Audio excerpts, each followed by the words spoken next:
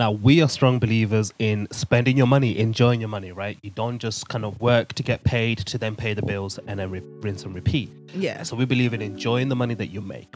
However, the truth of the matter is sometimes this can spiral out of control and grow into an addiction, go into something that's more than a healthy boundary of spending. And when this happens, this is then labeled as compulsive spending. So compulsive spending can happen, and it is an addiction. And like any addiction, it starts off as a small thing here and there, and eventually it grows into this massive problem. And it is in this problem phase that normally that this starts to get identified. It's after the problems and the symptoms are in place that people start to realize that actually there is a huge problem here. We need to sort it and we need to fix it.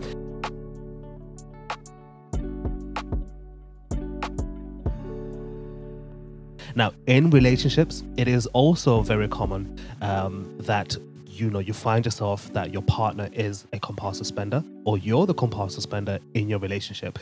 It's common that one of the partners ends up falling down this trap of spending more than is a healthy boundary for them. Now, how do you handle such a position? How do you handle such a situation? Well, today we're just going to give you some thoughts on what we would do, what that may look like for you, and the kind of things you could put in place. Now, as we said, compulsive spending is an addiction, right? It starts off as you just spending money that you already have in your budget, but you allocated it for something else. But instead of paying that bill, you spend it instead. Or instead of, paying for that, the fuel or the tax or whatever, you spend that money instead. And then that habit grows into, instead of spending money you already have, now you're spending money you don't have through credit cards or overdrafts. Yeah. And you're going to use your credit cards to then fund your habit, so to speak. And now you've kind of grown from living paycheck to paycheck to then overspending more than you earn. And then that can even grow to worse, that now you've been spending and spending and spending on borrowed money, that this borrowed money has grown to thousands and thousands in debt. And now you have this huge debt on your shoulders that you're carrying because of your habit of spending, right? Because of this need to spend that you have. And now this debt is impacting your relationship, as you can imagine, not just the debt itself, but maybe even the habit. The habit is starting to impact your relationship because, my goodness, your partner, it can really spend, and it can really spend in a scary way. And you're wondering, how are we going to go past this? Because maybe we have dreams to buy a house. Maybe we have goals to pay off our existing debts already. Maybe we have plans to pay for our kids, future education and things like that. Things that you're thinking are, very, very important. But then you're wondering how we're going to do that when there is this huge problem in the relationship of spending money uncontrollably. That's what we're going to talk about today. How do we handle that? So if you do find yourself, let's just say your partner is a spender, and you're seeing these things that we've mentioned, you're noticing them in your partner, you notice them in your relationship, and you're thinking, okay, how do I approach this? What's the best way to do this? I think first and foremost, the typical route is to point a finger. That's the typical route to say, you shouldn't be spending this much money. What on earth is wrong with you? And what are you doing? Going on the attack, if that makes sense, because you're feeling frustrated, you're feeling rightly or wrongly, you're feeling some kind of way about that, and in your emotions, you're then going finger pointing at your partner, saying what you're doing is wrong, etc.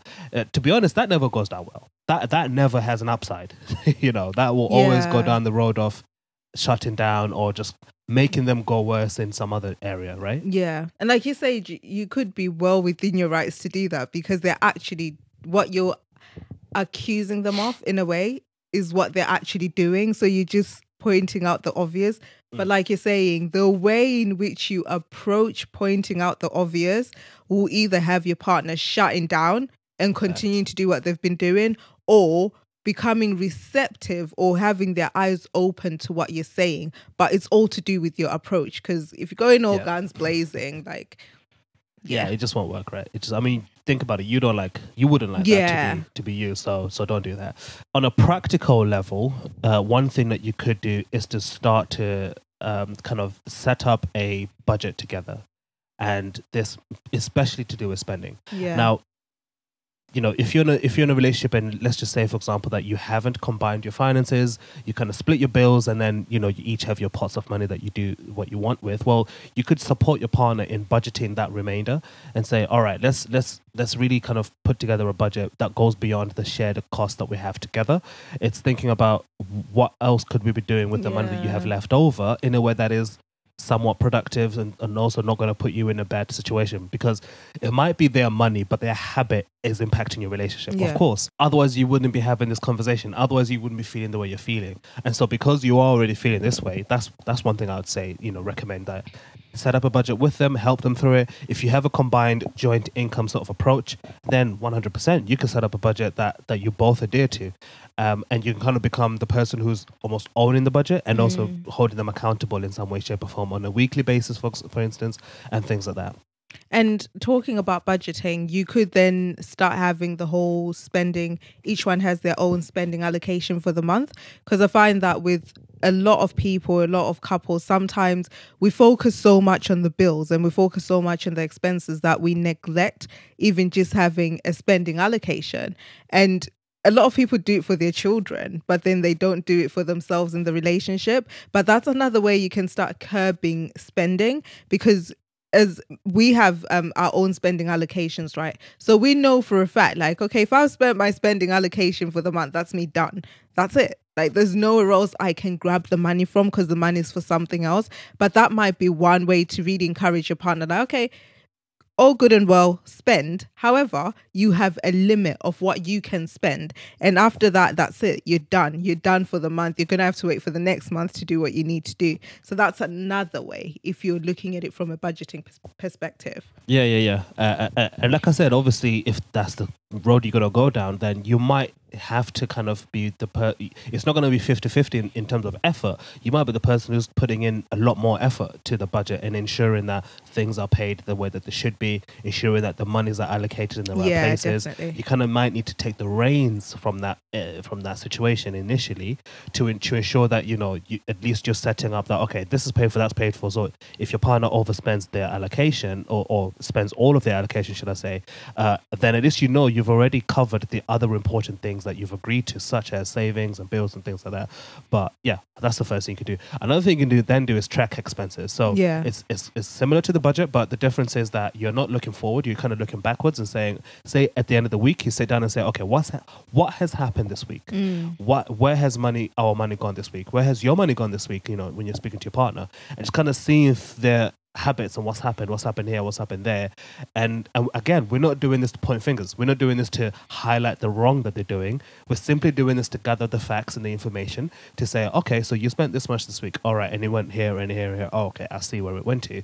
But then what that gives you is that it then gives you, I guess, more than a feeling. You now have something that you can look at and really see in detail, and essentially in writing, to say, right, this is where your money is actually going. And then you can start to maybe even identify areas that you can help them to curb the spending. So maybe you might even realize that, oh, actually, they're spending a lot. But actually, when I've looked at their spending habits over the last week or the last couple of weeks, I've noticed that it's the days we go in the office that you're spending a lot of money. And in the days you go in the office, you're buying breakfast, you're buying lunch, and you're buying a snack or something on the way home.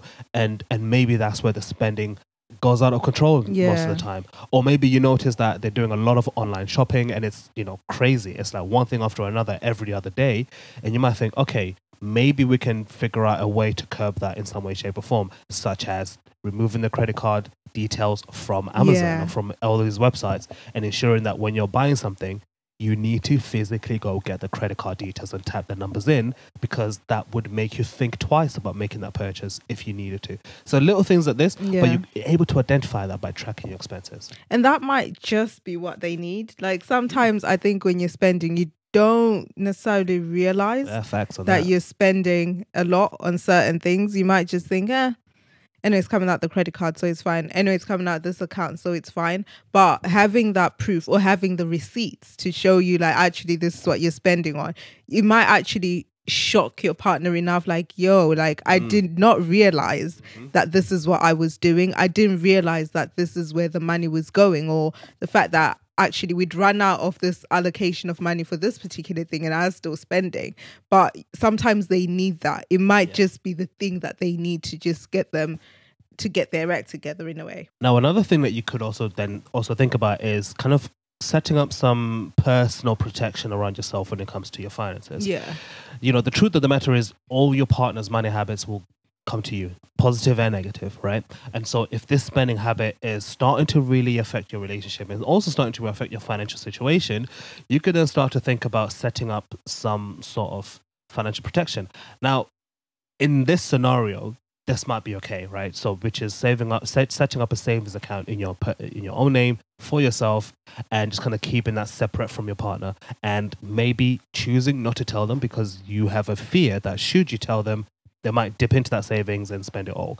Now, we are obviously not advocating that you deliberately lie to your partner about your finances. That's not something that we would ever advocate. However, in this situation, we would understand if you were to go down that road, because you're thinking to yourself, well, I need to make sure that worst case scenario, I'm okay, right? Yeah. Like at the end of the day, I need to ensure that I'm good. So you might then be like, okay, let me make sure that I'm good. I've got my insurances in place. I've got my own emergency fund in place. I've got my own savings in place and things like that. I've got my own money that's set aside. And this money is mine, right? My partner knows nothing about it, or they have no access to it whatsoever. And even if they were to ask me for it, I would say absolutely not, because this is not for them to spend. I'm not funding their habit. And you might need to do something like this. So you may have tried going down the road of, oh, let's save together. But then after looking at the statements, you realize you're the only one who's been saving. You know, it's not working that you're not saving together. So it's situations like this where you might then take the road of saying, all right, you know what? This is just going to be my pot of money, and he or she has no access to this money at all. Yeah. And I guess another one for me is just getting help. I think sometimes we neglect to get help in situations where we actually need help, but it might take an external person talking to your partner. It might take an external person coming into the relationship and being like, guys, okay, let's sit down. Let's look at what's going on. Let's look at the spending and stuff, and really trying to get to the root of why they spend so much.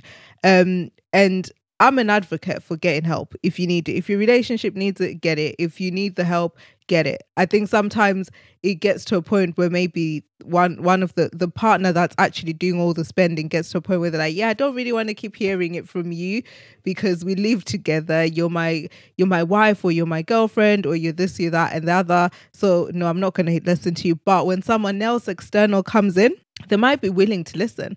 So don't sleep on getting the help if you need it. Yeah, and the benefit as well is that the third party will be able to look at the situation unbiased. Right? Yeah, they have no side. You know, they don't care who wins, so to speak. Their argument, you know, they're just looking at it with an unbiased perspective, and they might even highlight certain bits that you're both doing wrong in this situation. So it's certainly useful, but it also gives you that room to have these conversations, but not feel like, you know, if you're constantly bashing heads, you kind of have this space that you can safely speak your mind, but also because someone else is in the room, you might be, I guess, forced to keep it somewhat, you know, civil when you're having this discussion, which might then actually be the kind of, what's the word?